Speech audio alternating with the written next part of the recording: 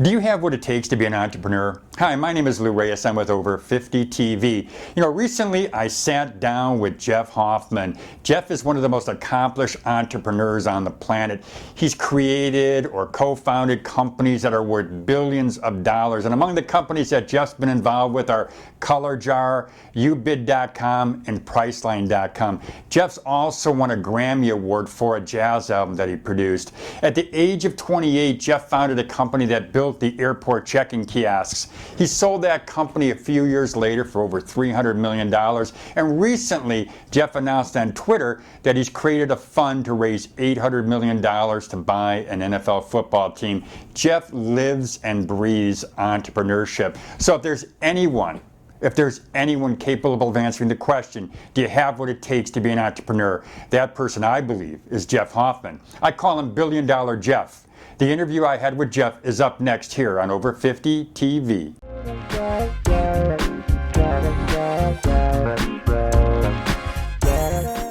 We talked about you were one of the founders or co-founders of Priceline.com. When you got into the area, the mega area, when you got into that, would you say that your preparation was when you launched your kiosks, the travel? So Priceline was the fifth startup I was part of, and the guy the real founder was a guy named Jay Walker. Jay had an idea, and he had a patent on a reverse auction on the name your own price, and Jay assembled a group of people to build that. But by the time I got there, that was a fifth startup for me. Sure. So, excuse me, I had been through my first startup.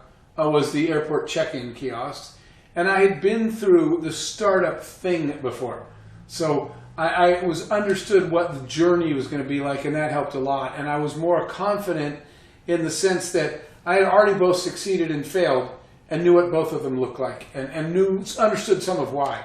I'd been through failure, so I understood I had a little bit of a list of things not to do, but that first startup had already been successful.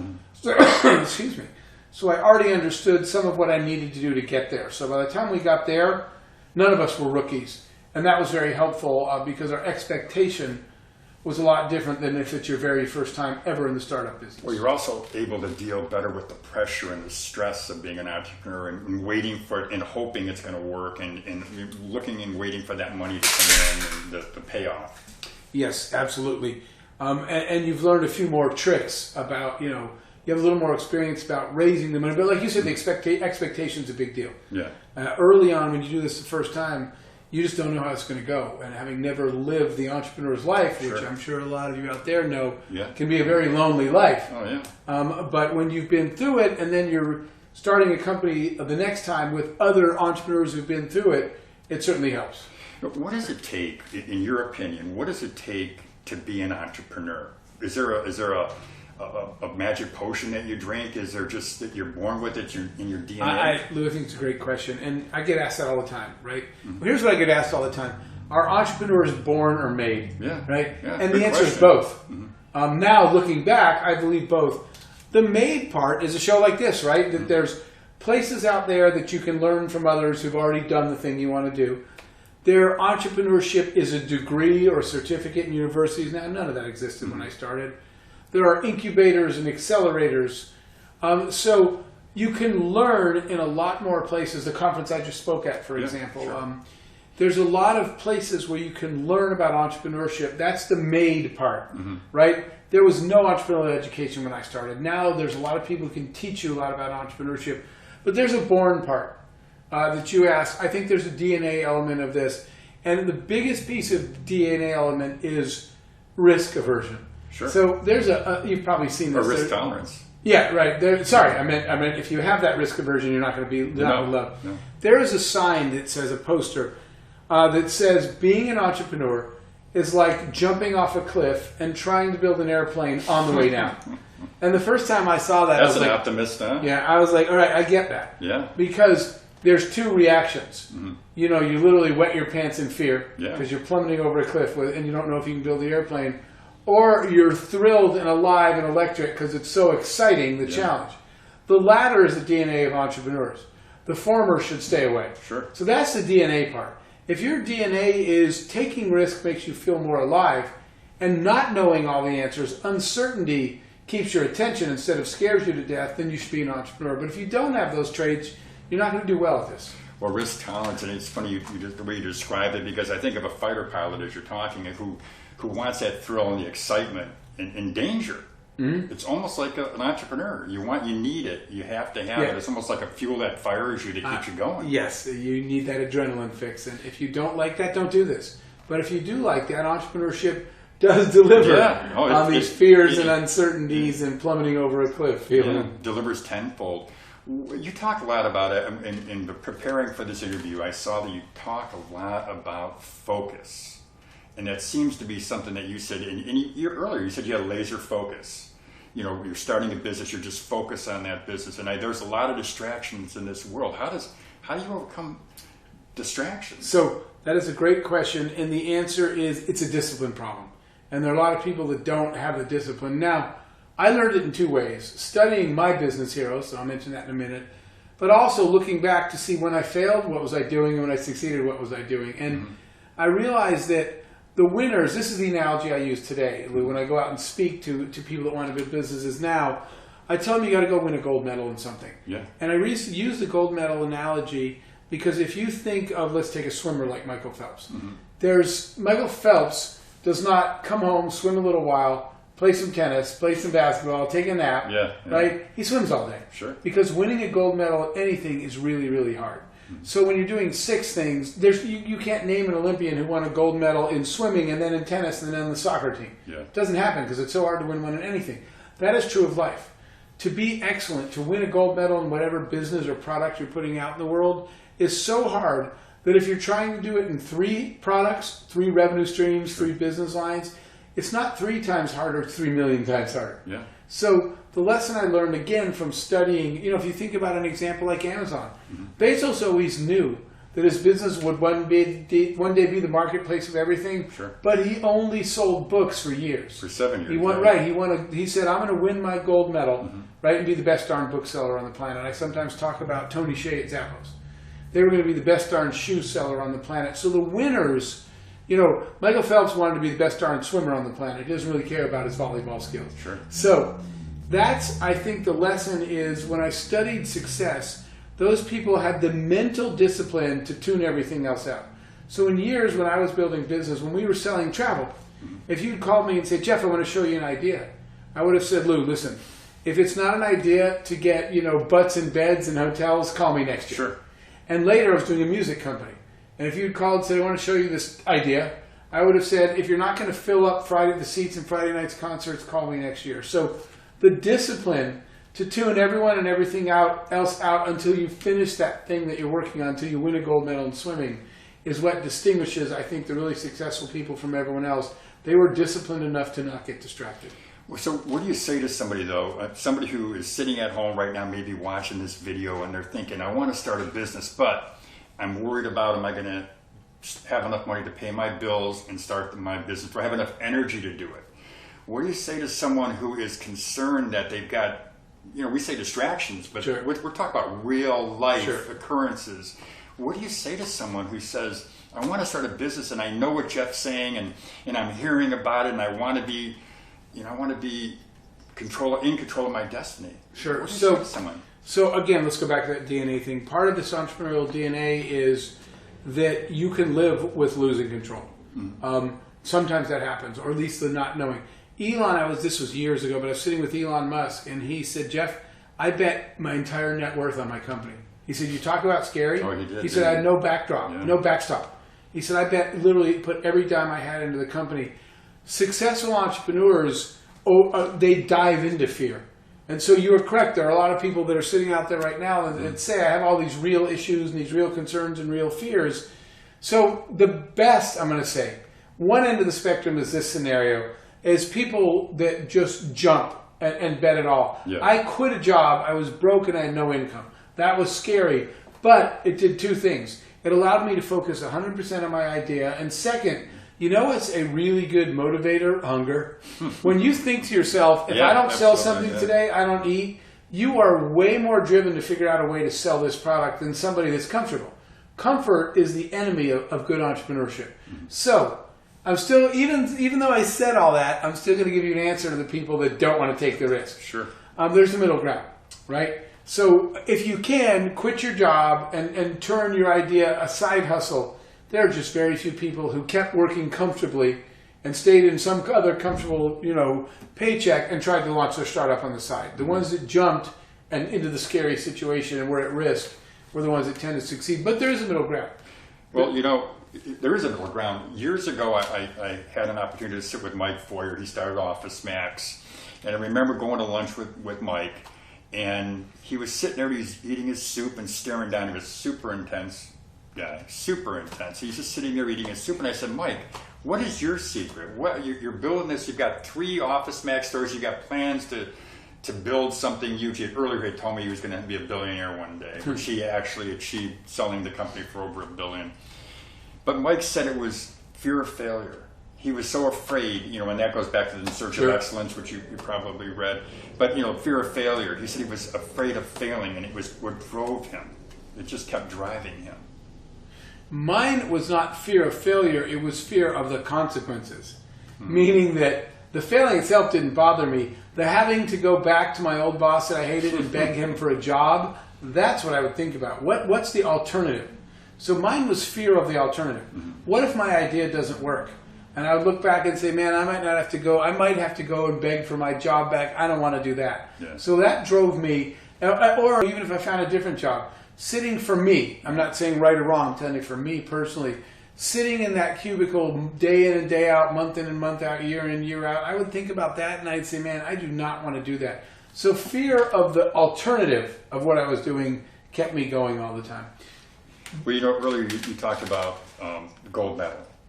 People who are striving for a gold medal, they're super focused. There was an interview recently, I mentioned it to you before we started the interview, about Nick Saban gave. Yep. And one thing Nick Saban said is most people just want to get by. He said a champion, and he was talking to Mike Tyson when he said this, he said a champion is a person who excels, a champion is a person who pushes himself.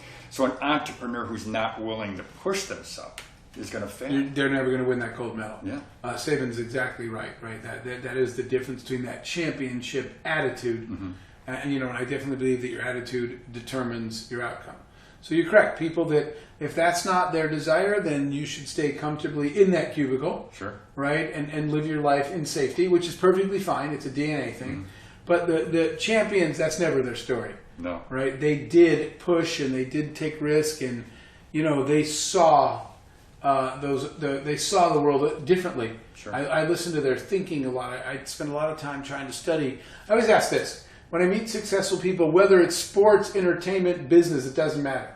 People that climbed their mountain, Lou, I always ask myself, what are they doing that everyone else isn't? What is different about them that enabled them to become a champion and everybody else is not? And it is that sort of commitment and that ability to overcome fear.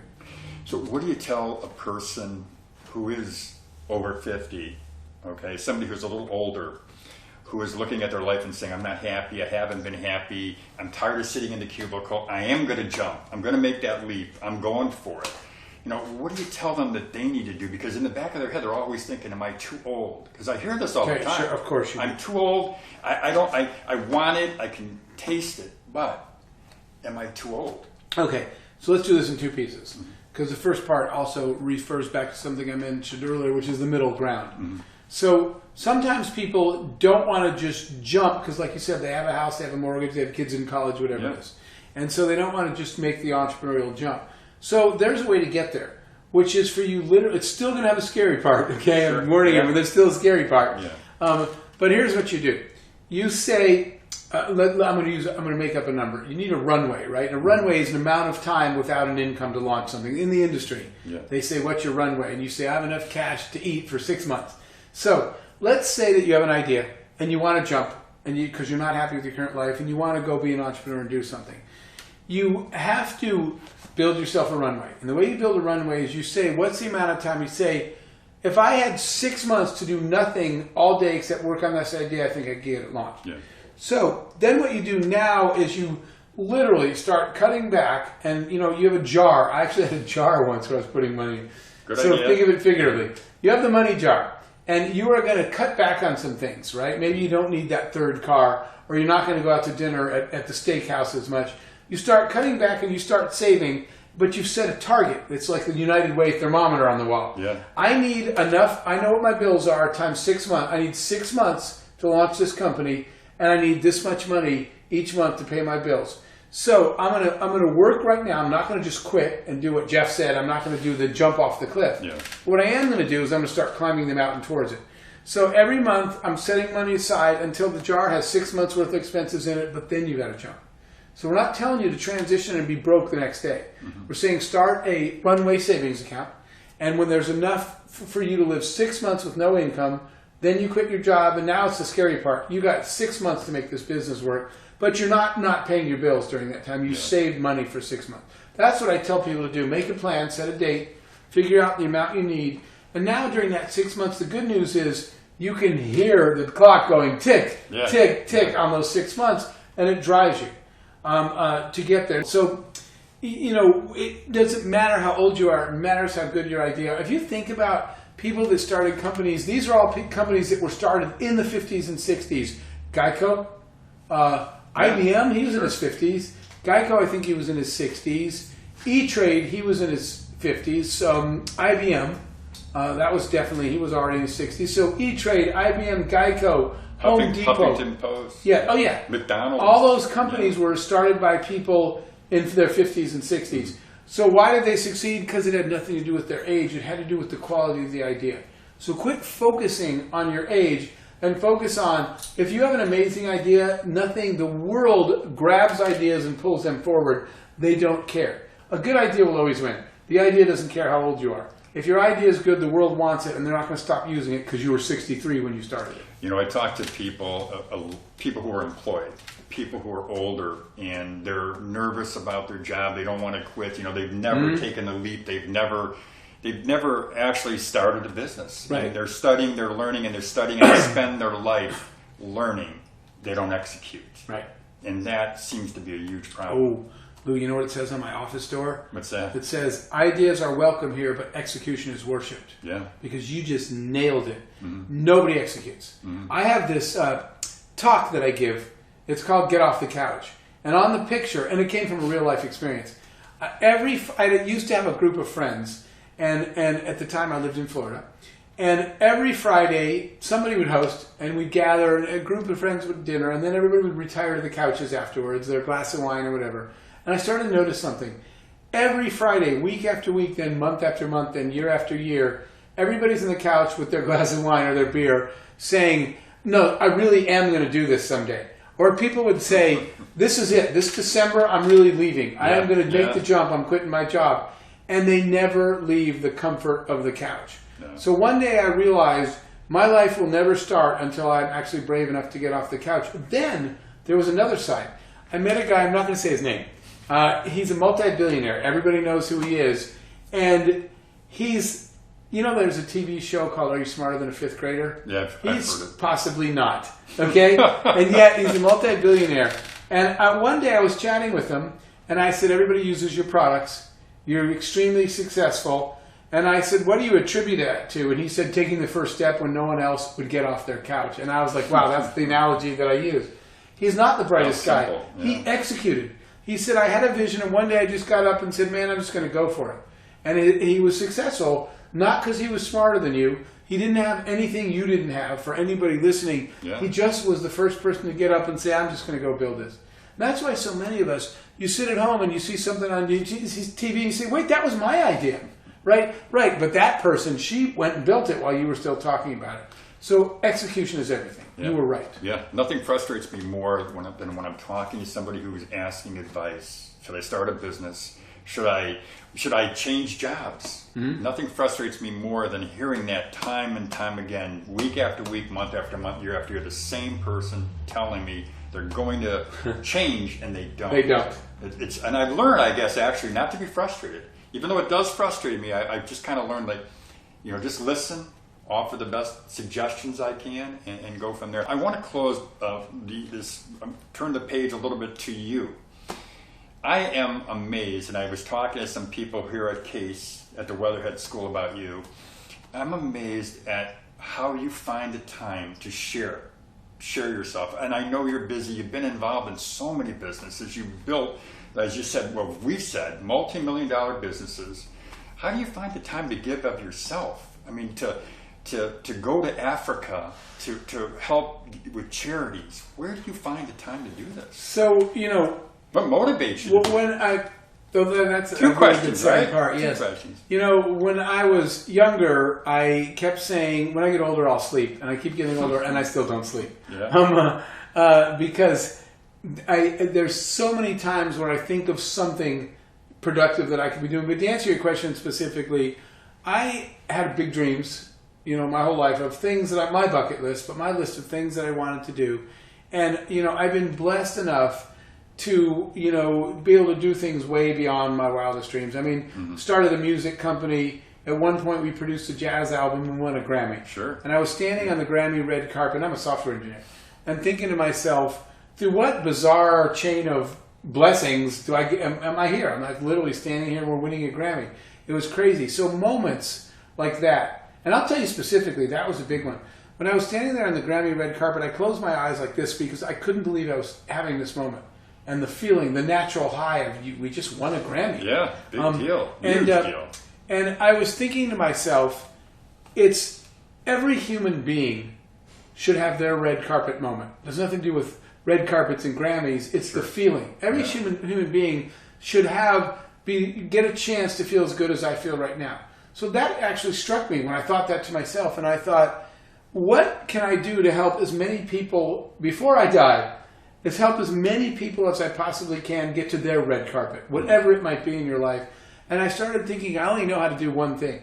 I know how to turn ideas into businesses, how to launch things and create productive and profitable businesses. Sure. So what if I shared the lessons learned with as many people as I can? Because I don't think of entrepreneurship as business. I think of it as self-determination. Entrepreneurship is designing your own future. I wanted to travel the world, so I started a travel company. Yeah. I wanted to be around music, so I started a music company. Entrepreneurship is the ability to design whatever it doesn't matter how old you are, for the rest of your life, how do you want to live it? Why don't you design it that way?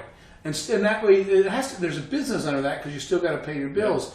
So I thought I was able to live my blessings because I learned the skills of entrepreneurship and I designed businesses that let me travel, that let me be in the music studio, et cetera, et cetera.